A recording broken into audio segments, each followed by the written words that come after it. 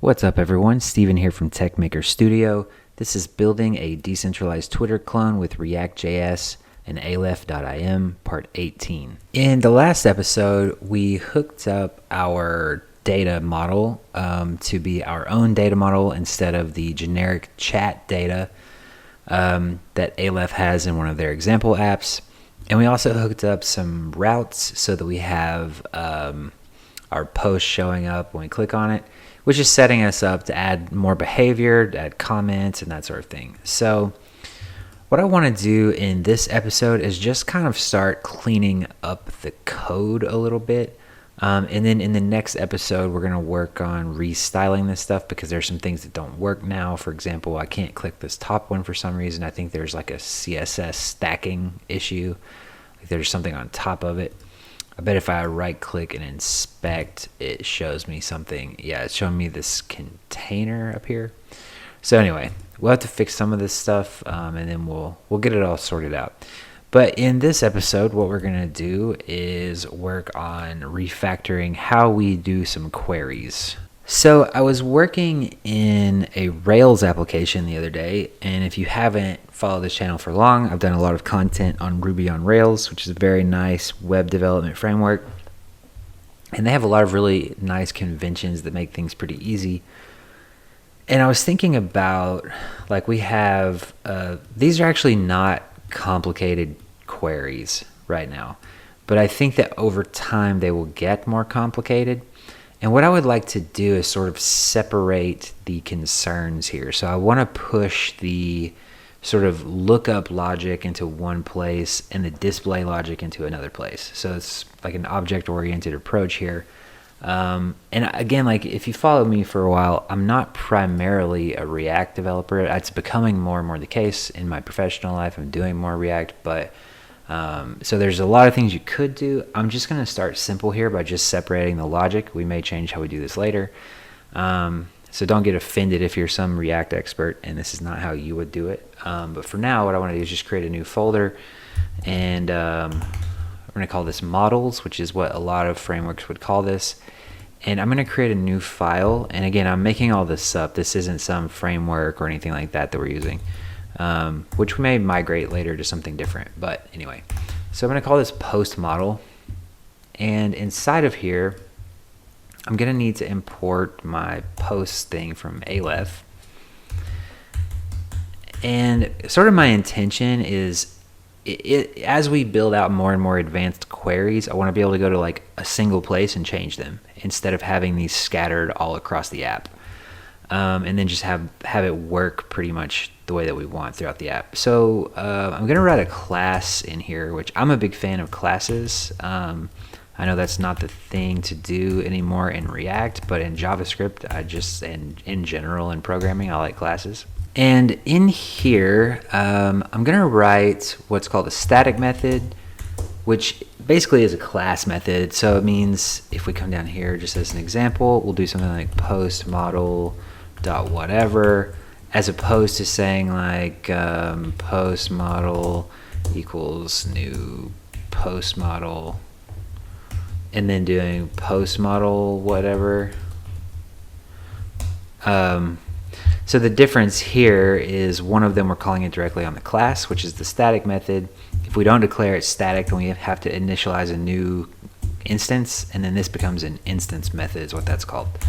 Okay, anyway, a little bit of, tiny bit of OOP in there. So we'll say static, and then after static we can declare this to be async. And I think I'm going to call this the feed, or maybe the timeline. Timeline is sort of the more up-to-date way to say that. And then all we need to do is in our post.js, it's actually going to make the parsing of data a little bit better anyway. So then we're just going to return response.post like that. And then here, all we need to do is say const post equals post model dot timeline, And then instead of importing post up there, we're going to import post model from, what would that be? Dot dot slash dot dot slash models slash post model, like that. And then down here, instead of response.post, we'll just set posts.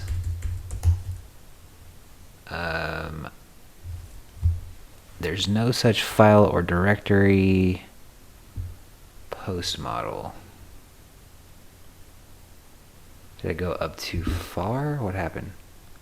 Oh, I need to move that out of components. We're gonna move that into source. Wait, what? Yeah, I want that to be at that level. Okay, sorry, got myself confused. Save that again. Why am I not?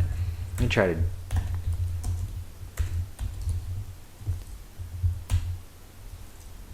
This is weird. Import post model from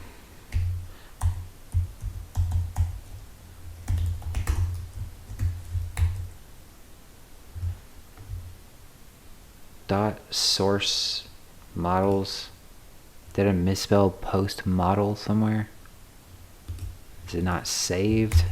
You know what I didn't do? I didn't do this. I didn't export default post model. Maybe that's the problem. And if we refresh here, what happens?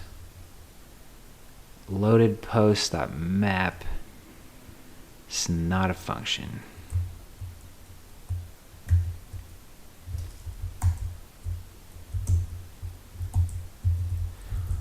Let's come up in here really quick and do console.log here. It's kind of a weird thing that's going on.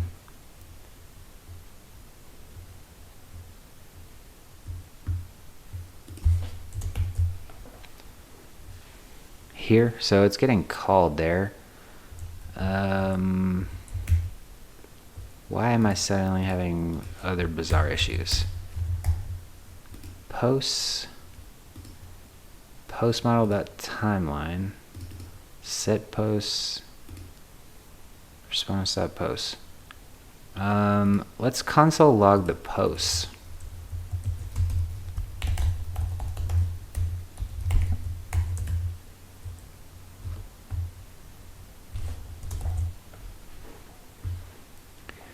Oh, I didn't await it.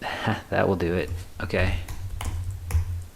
This is why console.log is so stinking useful, because I saw that I had a promise and that just told me that I failed to await the thing. Okay, so now we have our timeline, and you know, the code doesn't look like just totally better, but it's a little bit more declarative in my opinion of like, okay, this is the timeline, and we're not having to parse through like sub-level things. So basically what I like to do, and this is more like a kind of an opinion thing, but I like to have like essentially an adapter that pulls in data from the outside world and formats it into something that I want to use. So it's just kind of my thing, but like you know, I think I was at a Sandy Metz workshop and she was talking about that, maybe, I can't remember, but anyway, it's something I picked up somewhere, and I typically, you know, push any sort of formatting out to the edge and then get it structured the way that I want, and then pull data into the center of the application after I like the way that it's structured. So now we don't have to worry about response.post, it's just posts. So okay, kind of a minor detail, but I think it'll be nice later. So now that we've got all of our import mess out of the way, what we can do here is import post model, and I'm gonna go ahead and axe the aleph call here, and this is gonna break everything for us. So what I want to do is copy all of this, or just cut all of this. Let's go over to the post model, and we're going to say static async, and then I'm going to call this one find, and it's going to take an item hash. And let's paste this stuff in here. And instead of const there, I'm going to return this like that. And then what I need to do is say, so item hash is already a thing. It's coming from use params up there. So all I need to do is say const post equals await, and then we'll do post model. What just happened? Post model dot find item hash, and we're awaiting this time. So if we save and we go click, and we can refresh and see that it's working. Cool. All right, so the last thing we're going to do is also migrate our create method. So if we go to post form modal, where do we have this create? So we have const submit post. So we have post, submit, all this stuff. So what I want to do is, let's go, before we just remove all that, let's actually copy it. Let's go to our post model. I'm going to create a new method, again, same class method style, and we're going to call this create. And I'm going to go ahead and paste all of that in there. And so we're going to look at this and say, okay, we need an address. We're going to need content. We're going to need an account. And that might be all. There's a couple of things I got to figure out. So we might have to catch this. We're going to catch this over somewhere else. But what we're going to do here is say, okay, we're going to not have that. We're going to change this to just, and I can change this to be just like post content so it's more consistent. I don't need to rename it here. And then here, just to keep things clear, we'll make it Aleph account. Same thing up here. Okay, so then back over in post form modal, instead of post.submit all this stuff, what I want to do is say post model, which that's nice, it imported post model automatically. So I'm going to say post model dot create, and it's going to take the props dot aleph account dot address. It's going to take the post content. It's going to take the props dot aleph account, and then we're going to say dot catch at the end. I'm not 100% sure that's going to work, but we're going to try.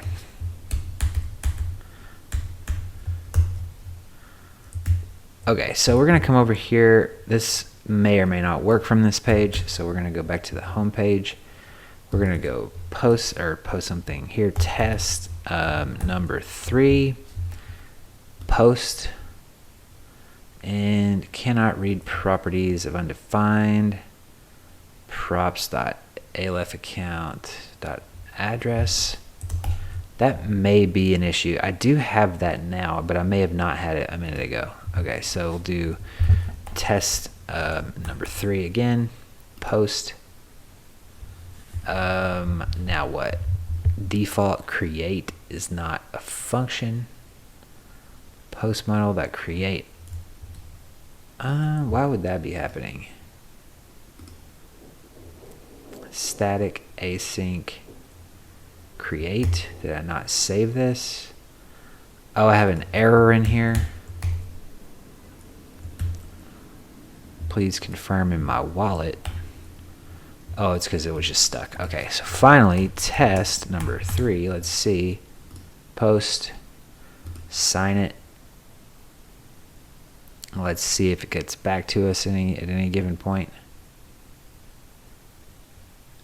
Maybe my WebSockets aren't working. Let's go check the network. or the Explorer. So we have Techmaker post just came through. I'm still getting a please confirm in my wallet. I'm not on the right. Let's switch to this account. That's weird. Okay, but the thing came through, so let's refresh here. So we got test number 3. Now I can go to number 2 because it's not covered up by something at the top. I'm going to give that a good refresh so that I'm sure I'm logged in. Let's do test number 4.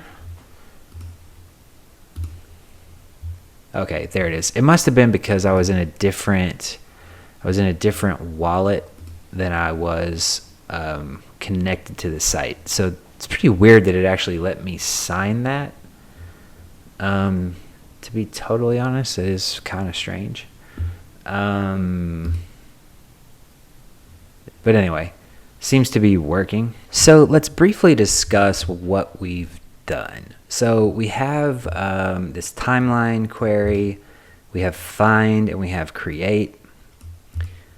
In our show post, now we're just like looking up from post model.find, and it's just literally giving us a post, so we don't have to do anything funny about, parsing through like the array and pulling out the first thing.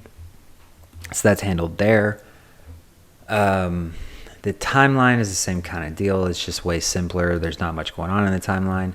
Eventually what's going to happen in the timeline is it's not going to just give us the latest things from this channel. There's going to be some kind of indexer or something that's going to find like relevant posts based on what you're following. So this query will get more sophisticated, or at least call into a more sophisticated service at some point. So there's that. And then over here we have post model.create, and then all we have is this catch error. Now we could, and I wonder if I need to await this here actually. Maybe not, because we're not actually waiting to do anything after. And we're relying on the WebSockets to do that for us. So maybe I'm good. It seemed to work. The only reason we have this catch here as opposed to in here, I guess it's normal, because this is updating something on the user interface, which, what I'm trying to do is tease apart the data management from the UI, and this pretty much does that so far. This is not a huge improvement, but I like it better, and I think that it does separate these concerns, and as we add data stuff, it'll fit better. So we'll have probably a comment model or something to that effect. And I keep thinking about it, and maybe post is just the right word to keep it very generic, because the idea is that people could build on top of this. And if I call it something super bizarre, people might not like it. Maybe post is just fine. But anyway, we will refactor the naming on all of these components and stuff as we go to make them a little bit better. But anyway, I think that's pretty much it for this episode. In the next episode, we're going to fix this UI thing so that works, and also make some updates so that when you click on one of these, this says back instead of post something, and then start adding in the ability to add replies. So all of that's coming in the next couple of workshops, and I will see you there.